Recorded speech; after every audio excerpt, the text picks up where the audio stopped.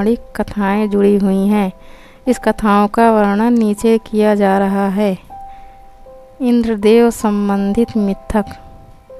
भविष्यता पुराण के अनुसार दैत्यों और देवताओं के मध्य होने वाले एक युद्ध में भगवान इंद्र को एक असुर राजा बलि ने हरा दिया था। इस समय इंद्र की पत्नी सची ने भगवान विष्णु से मदद मांगी।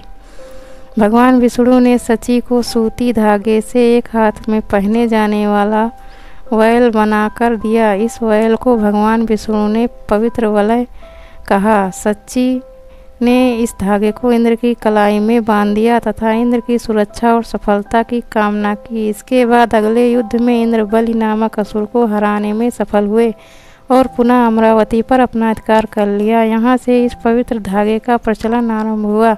इसके बाद युद्ध में जाने से पहले अपने पति को औरतें यह धागा बांधती थी। इस तरह यह त्यौहार सिर्फ भाई बहनों तक सीमित नहीं रह गया।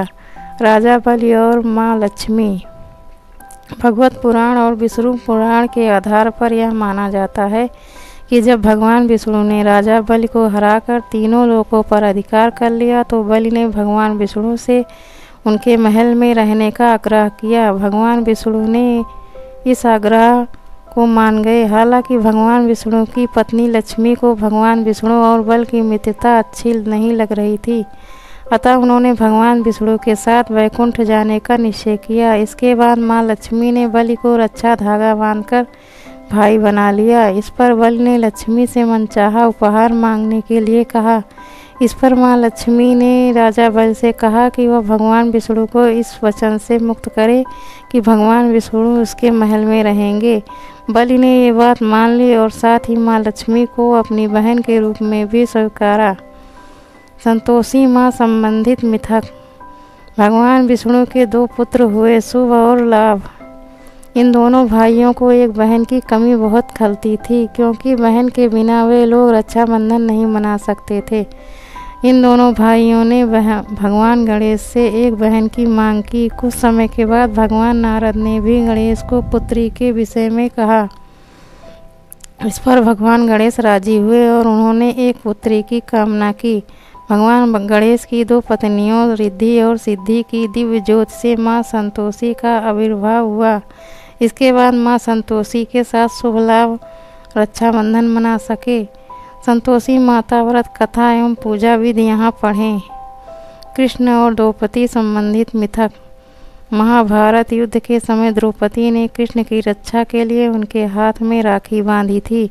इसी युद्ध के समय कुंती ने भी अपने पौत्र अभिमन्यु की कलाई पर सुरक्षा के लिए राखी बांधी। यम और यमुना संबंधित मिथक।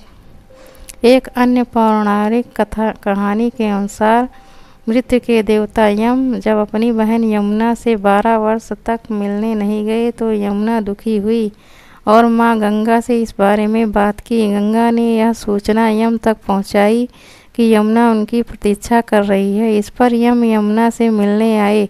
यम को देखकर यमुना बहुत खुश हुई और उनके लिए विभिन्न तरह के व्यंजन भी बनाई। यम को इससे बेहद खुशी हुई और उन्होंने यमुना से कहा कि वे मनचाहा वरदान मांग सकती हैं।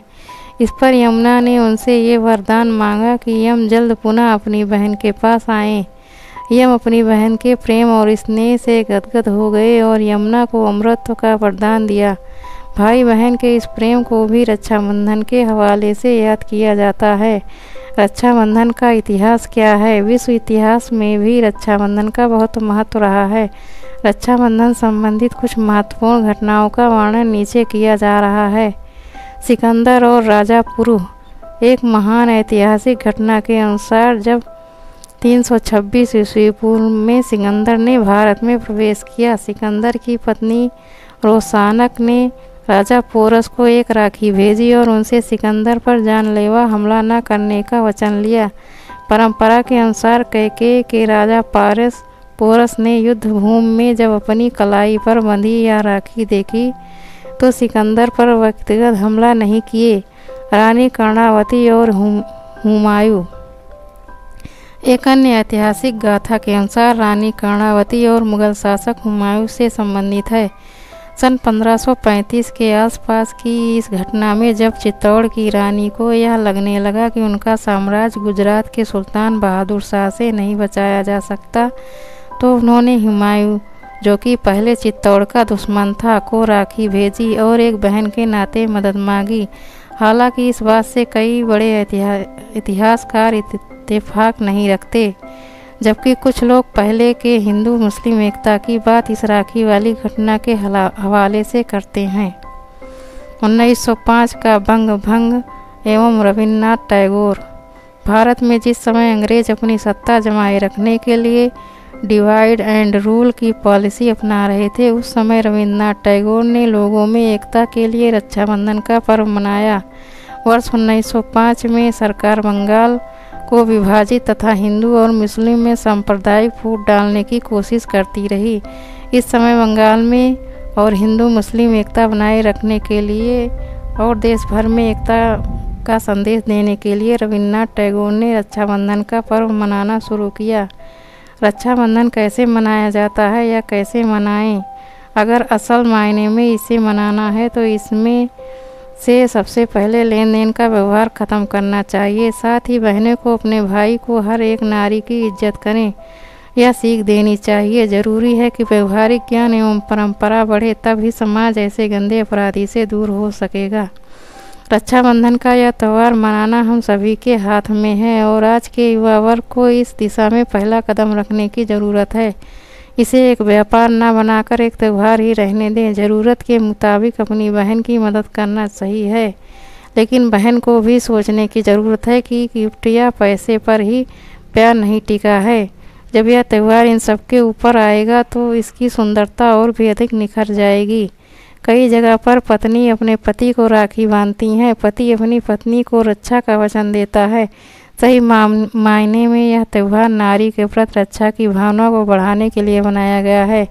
समाज में नारी की स्थिति बहुत गंभीर है, क्योंकि यह त्यौहार अपने मूल अस्तित्व से दूर हटता जा रहा है। ज़रूरत है इस त्यौहार के सही मायने को समझें एवं अपने आसपास के सभी लोगों को समझाएं। अपने बच्चे को इस लेन देन से हटकर इस त्यौहार की परंपरा समझाएं, तभी आगे जाकर यह त्यौहार अपने ऐतिहासिक मूल को प्राप्त कर सकेगा। त्योहारों के इस देश में रक्षाबंधन भाई बहन के प्रेम का त्यौहार है, जो सदियों से मनाया जा रहा है। रक्षाबंधन श्रावण मास की पूर्णिमा को मनाया जाता है। इसमें बहन अपने भाई को राखी बांधती है और भाई उनकी रक्षा का वचन देता है और बहन भाई की लंबी उम्र की कामना करती है। प्रेम और सौहार्द यह रिश्ता इस पवित्र बंधन को और भी अधिक मजबूत करता है।